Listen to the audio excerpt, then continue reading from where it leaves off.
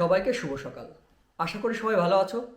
তবে বর্তমানে সমাজ বা গোটা রাজ্যের যে অবস্থা, তাতে নিষ্ঠাবান সাধারণ মানুষ যে কতটা ভালো আছে সেটা নিয়ে একটু সংশয় আছে। আজ আমি সার্বিক বিষয় নয়, নির্দিষ্ট একটা বিষয়ের উপরে শব্দালোকপাত করব।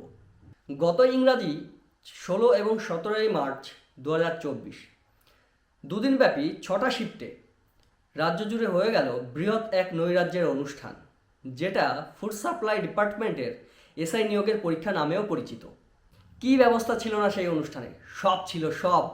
প্রশ্ন আউট থেকে শুরু করে মোবাইলে মেসেজ রূপে উত্তর এবং পরীক্ষা কেন্দ্রে ইলেকট্রনিক্স গ্যাজেটের অবাধ প্রবেশ, এমনকি পরীক্ষার আগের দিন থেকেই প্রশ্নপত্র পাওয়ার ব্যবস্থাও। আর পরীক্ষা কেন্দ্রের প্রবেশপথে যে সমস্ত দারোয়ানরা নির্দিষ্ট পোশাকে দাঁড়িয়েছিল, না ছিল তাদের হাতে কোনো মেটাল ডিটেক্টর, না ছিল কোনো সাধারণ চেকিংয়ের ব্যবস্থা। সুতরাং ইলেকট্রনিক্স গ্যাজেটের অবাধ প্রবেশ তো ঘটবেই। আর এই সমস্ত সুযোগের সদ্ব্যবহার করে অযোগ্যরাই আজ চার্লস ডারউইনের যোগ্যতমের উদ্বর্তন তত্ত্বের ভুল ব্যাখ্যা দিচ্ছে, কেড়ে নিচ্ছে যোগ্য চাকরি প্রার্থীদের স্থান। মনে পড়ছে সেই গানটা, এ কেমন রাজ্য বলো, কে খারাপ কে বা ভালো, ভালো মানুষ অন্ধকারে, অমানুষী আলোর দ্বারে। বিষয়টা অনেকটা সেই রকমই। আমাদের বাড়ির আশেপাশে 2-3টে কোচিং সেন্টার আছে। সেখানে কিছু ছেলে সকাল 11টা থেকে বিকেল 4টে পর্যন্ত নিজেদের মতোই পড়াশোনা করে, আবার সন্ধ্যা 6টা থেকে 8টা পর্যন্ত সেই পড়াগুলো নিয়েই আলোচনা করে। কোনো পরীক্ষা দিয়ে এসে তারা বলে 70 থেকে 80টা, খুব জোর হলে 85টা প্রশ্নের উত্তর করে আসতে পারে। আর আমারও মনে হয় খুব ভালো পড়াশোনা করলেও কোনো পরীক্ষার্থীর পক্ষেই সম্ভব নয় 100টা প্রশ্নের মধ্যেই 100টাই সঠিক উত্তর করে আসা।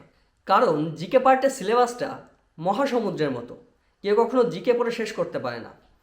আর বিভিন্ন বিষয়ের থেকে দাঁত ভাঙা কিছু প্রশ্ন থাকে, যেগুলো স্পর্শ করাও একটু কঠিন হয়ে দাঁড়ায়।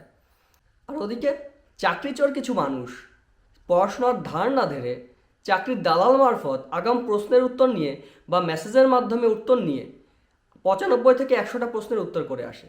আর এমন চাকরিচোরদের সংখ্যা কিন্তু চাকরির মোট আসন সংখ্যা থেকে অনেক গুণ বেশি। তাহলে এমনভাবে যদি চলতে থাকে, একটা পড়ুয়া ছেলে বা মেয়ে কেমন করে চাকরি পাবে? আচ্ছা, মানলাম বোর্ডের কর্মকর্তারা এই প্রশ্নের বিষয়টা আটকাতে পারছে না, তবে তারা যখন ইন্টারভিউ পর্বের আয়োজন করে তখন কি বিভিন্ন প্রশ্ন পর্বের মাধ্যমে যাচাই করতে পারে না যে ছেলেটা বা মেয়েটা 95 থেকে 100টা প্রশ্নের উত্তর দিয়ে এসেছে বা সেগুলো সম্পূর্ণ সঠিক উত্তর, তার জ্ঞানটাও কতটা গভীর হওয়া উচিত? এই জ্ঞান যাচাই পর্বে তার জ্ঞান নিয়ে যখন মনে প্রশ্ন আসবে বা সন্দেহ জাগবে, তখন তো বোঝা যায় ওই পরীক্ষার্থী চাকরিচোর গ্রুপের কিনা। সেখানেও তো তাকে আটকানো যায়।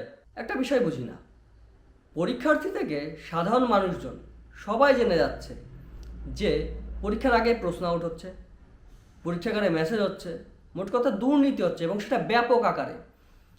তাহলে সরকার, প্রশাসন এবং যারা এই পরীক্ষাগুলোর আয়োজন করছে তারা কি কিছুই বোঝে না, কিছুই জানে না? নাকি তারা সব জেনে বুঝেও চুপ থাকে?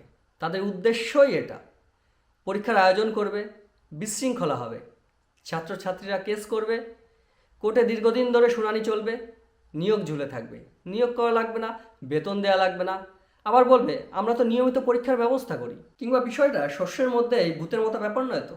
আচ্ছা, কেউ বলতে পারবে রাজ্যের বিগত কোন চাকরির পরীক্ষায় কেস হয়নি বা নিয়োগ ঝুলে থাকেনি? রাজ্যের কোন পরীক্ষায় দুর্নীতি হচ্ছে না? যে যেমনভাবে পারে করছে। শিক্ষক নিয়োগ পরীক্ষায় তো বড় বড় রাঘব বোয়াল নেতারা জড়িয়েছে, আর তার উপরে চাকরির দালালরা তো আছেই। আর সব মিলিয়ে শেষমেশ নাজেহাল হচ্ছে কিন্তু সাধারণ পড়ুয়া ছাত্রছাত্রীরাই। অনেক তো হলো, এভাবে আর কতদিন চলবে? আর কতদিন ধরে বঞ্চিত হবে যোগ্য মানুষেরা?